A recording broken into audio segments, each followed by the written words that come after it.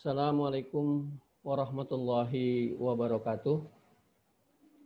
Para mahasiswa yang saya banggakan,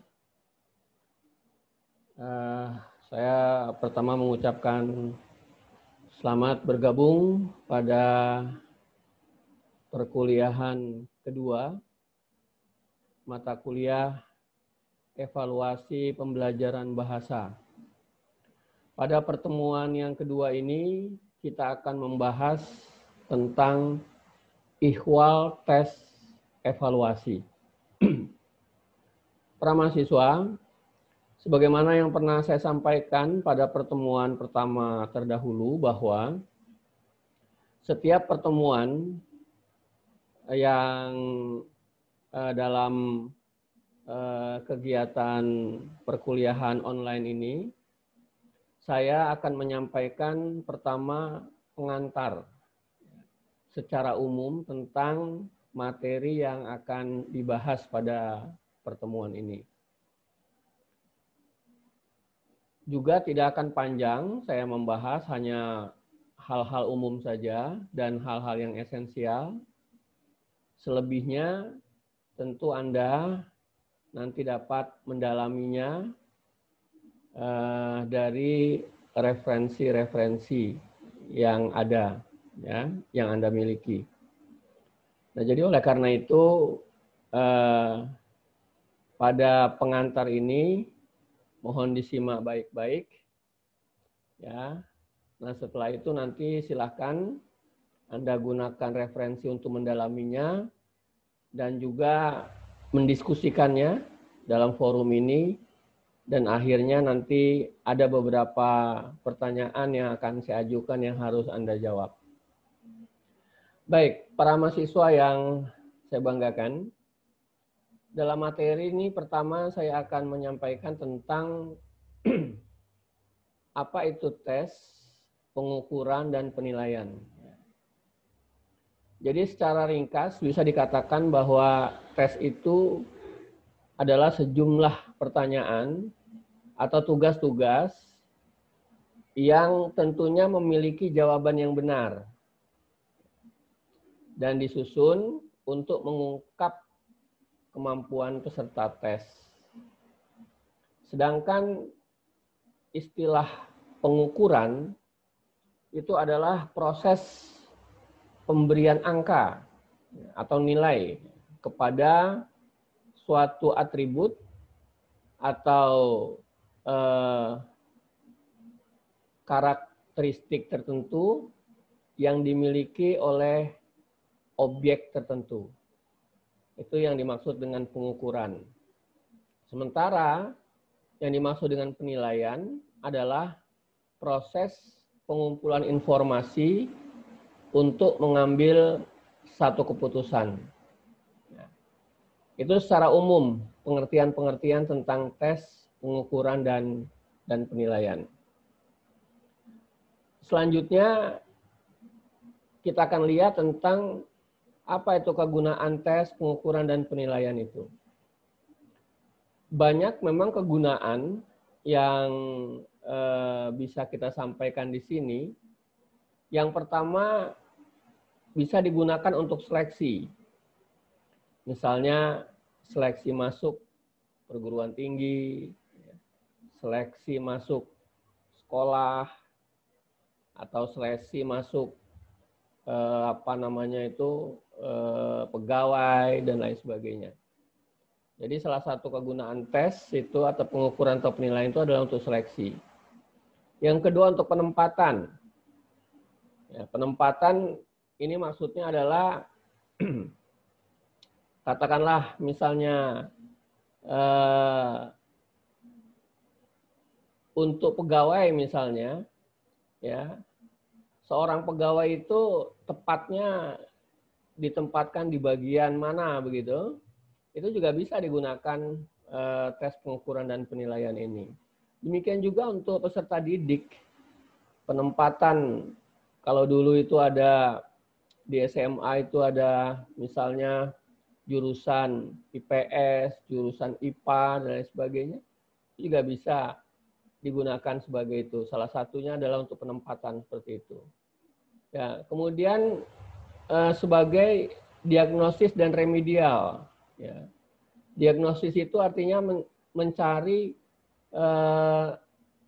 suatu kemampuan secara umum ya terhadap sesuatu dalam suatu kelompok, itu diagnosis. Dan remedial itu adalah untuk perbaikan ya, untuk mengadakan satu perbaikan dalam satu kelompok. Dan juga tes itu bisa dijadikan kegunaannya untuk umpan balik, artinya bagi si pengajar itu sendiri ya, dari satu tes yang diberikan maka itu memberikan satu umpan balik ya untuk mengambil tindakan-tindakan selanjutnya. Dan berikutnya memotivasi dan membimbing belajar. Ini juga merupakan salah satu kegunaan tes. Kegunaan tes yang lain adalah perbaikan kurikulum atau program pendidikan. Bisa dijadikan sebagai untuk perbaikan kurikulum dan program pendidikan, dan juga bisa untuk pengembangan ilmu pengetahuan. Itu adalah beberapa kegunaan tes pengukuran penilaian. Berikutnya di sini akan disajikan etika tes ya. Etika tes yang pertama adalah kerahasiaan hasil tes. Jadi tes itu ada yang sifatnya rahasia dan juga ada memang yang sifatnya bisa diumumkan. Nah, dalam prosesnya ya itu memang banyak tes ya, yang sifatnya rahasia, tetapi ketika itu hasilnya sudah selesai final ya, maka itu memang hasilnya bisa diumumkan. Tetapi dalam proses ya, mulai pembuatan soal dan lain sebagainya, yaitu semuanya masih sifatnya rahasia. Kemudian keamanan itu juga merupakan etika tes. Interpretasi hasil tes ya, itu juga menjadi etika. Jadi hasil tes itu harus objektif untuk dilakukan satu penilaian sehingga tidak menimbulkan interpretasi dari hasil tes itu. Demikian juga tentang penggunaan tes, itu harus jelas. Berikut perencanaan tes. Di dalam perencanaan tes, hal-hal yang perlu dipertimbangkan adalah pertama, pengambilan sampel dan pemilihan butir soal. Ya. Kemudian tipe tes yang akan digunakan. Kemudian aspek-aspek apa saja yang akan diuji. Ya. Selanjutnya format butir soalnya seperti apa. Jumlah butir soalnya seberapa banyak. Dan bagaimana distribusi tingkat kesukaran butir soal itu.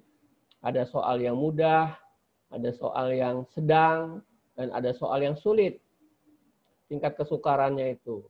Nah, soal yang baik, itu bagaimana distribusinya, persentasenya. Ya.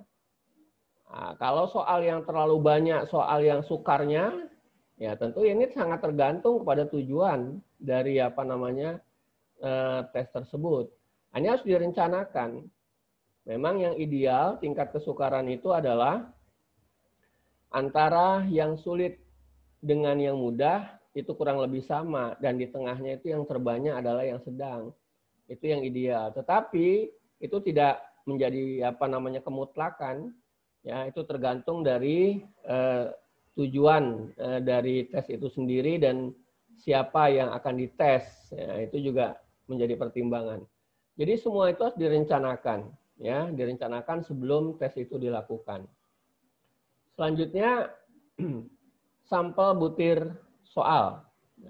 Sampel butir soal ada beberapa di sini catatan. Yang pertama, butir-butir soal harus cukup mewakili cakupan materi yang diujikan.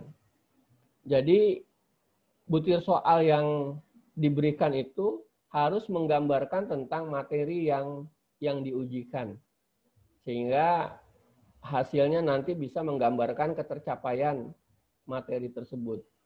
Yang kedua, membutuhkan keahlian dalam penguasaan keilmuan. Dan yang ketiga, tidak ada batasan jumlah untuk satu pokok bahasan. Jadi tidak ada misalnya setiap pokok bahasan harus sekian, soalnya tidak demikian. Itu tergantung dari pokok bahasan itu sendiri, kedalaman dan keluasan dari pokok bahasan yang akan diujikan atau akan dites. Berikut tipe tes. Tipe tes itu ada yang namanya tertulis. Tes tertulis itu bisa essay atau uraian dan objektif tes. Objektif tes itu misalnya pilihan ganda. Ya. Kemudian ada juga tes penampilan atau kinerja. Jadi ini lebih banyak praktik. Ya. Dan yang ketiga adalah lisan atau verbal. Ini yang kita sebut dengan tes lisan, ya, atau verbal. Nah, pemilihan tes tersebut ya ditentukan oleh karakteristik kompetensi yang akan dinilai.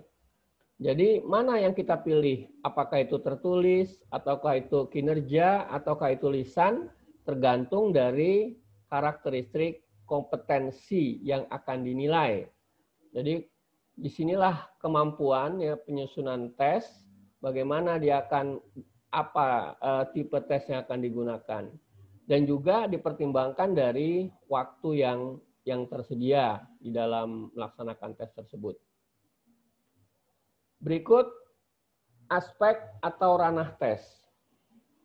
Nah, ranah tes itu dibagi menjadi 3, ada ranah kognitif, ada afektif, dan ada psikomotorik. Yang termasuk dalam aspek kognitif yaitu pengetahuan yang kita kenal dengan C1, ya, pemahaman itu C2, penerapan C3, analisis itu C4, sintesis itu C5, dan evaluasi itu C6. Yang termasuk ranah afektif itu menerima, itu yang kita istilahkan dengan A1, menanggapi A2, menilai A3, mengelola itu A4, dan menghayati itu A5. Nah, berikutnya yang ketiga adalah aspek psikomotorik. Yang pertama itu P1 itu persepsi, ya. P2 itu kesiapan, P3 gerakan terbimbing, P4 gerakan terbiasa, P5 ini gerakan kompleks, dan P6 itu penyesuaian pola gerak, dan P7 kreativitas. Ini adalah aspek-aspek ranah tes, ya. Ada kognitif, afektif, dan psikomotoris. Itu yang kita kenal dengan ranah Bloom, ya. Berikut terakhir, ini adalah tentang jumlah butir soal.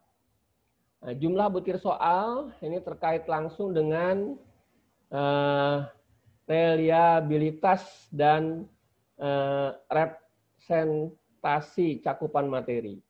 Jadi jumlah butir soal itu tergantung dari bagaimana representasi dan cakupan materi itu kita bisa. Jadi tidak bisa ditentukan misalnya materi ini harus sekian soal, tidak. Jadi kita lihat tergantung materinya. Hal-hal yang harus diperhatikan untuk menentukan jumlah butir soal adalah pertama jumlah keseluruhan.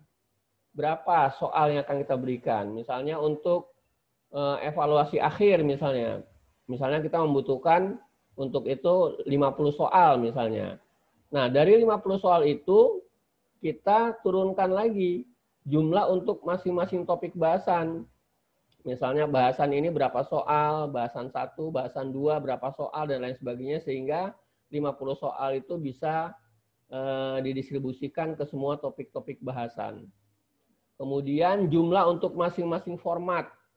Ya, tadi kita ada kan, misalnya ada bentuk soalnya, ada yang objektif tes, misalnya berapa soal, kemudian yang uraian berapa soal, misalnya seperti itu. Kalau kita akan variasikan di dalam membuat soal.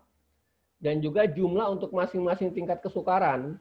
Jadi dari 50 soal itu berapa yang tingkat kesukaran yang mudah, berapa yang sedang, dan berapa yang sukar. Kemudian juga jumlah untuk masing-masing ranah yang tadi itu, yang ada kognitif, afektif, dan psikomotorik. itu juga harus dibagi berapa masing-masingnya, ya. Nah, jadi itulah para mahasiswa sekalian, hal-hal yang terkait dengan masalah tes. Nah, apa yang saya sampaikan dalam pengantar ini adalah hal-hal yang masih sangat umum, ya, dan hal-hal yang esensial saja. Nah, oleh karena itu, silakan Anda untuk mendalami masalah ini dengan tentu membaca referensi-referensi yang Anda miliki tentang masalah ikhwal tes tersebut. Nah, setelah itu silahkan Anda menggunakan forum ini untuk berdiskusi, ya. Dan yang terakhir adalah Anda harus mengerjakan tugas atau menjawab pertanyaan-pertanyaan yang saya sajikan. Ada 4 pertanyaan ini yang harus Anda jawab. Yang pertama, Anda diminta untuk menjelaskan pengertian evaluasi, penilaian, dan pengukuran. Apa ini beda ketiganya ini? Dan yang kedua, Anda diminta untuk menjelaskan apa yang dimaksud dengan perencanaan tes. Jadi jelaskan apa tujuannya dan lain sebagainya. Yang ketiga, Anda diminta untuk menjelaskan satu persatu ranah dari tes kognitif itu. Tadi kita tahu dari kognitif ada C1, C2, C3, dan seterusnya. Coba Anda satu persatu itu dijelaskan. Itu apa maksudnya, ya. Dan yang keempat atau yang terakhir, Anda diminta untuk membuat 3 contoh soal THB. Ini tes hasil belajar, ya. Bentuknya pilihan ganda. Pilihan ganda itu adalah ada pernyataannya, kemudian ada jawaban A, B, C, D misalnya begitu, ya. Nah, dan tentang apa? Tentang awalan me. Jadi Anda membuat contoh soal pilihan ganda, ini tentunya soal bahasa Indonesia untuk sekolah, apa itu untuk SMP atau untuk SMA begitu ya, 3 soal mengenai awalan me, ya. Jadi itu tugas-tugas yang harus Anda kerjakan untuk pertemuan kali ini. Terima kasih atas perhatian Anda semua. Saya akhiri. Assalamualaikum warahmatullahi wabarakatuh.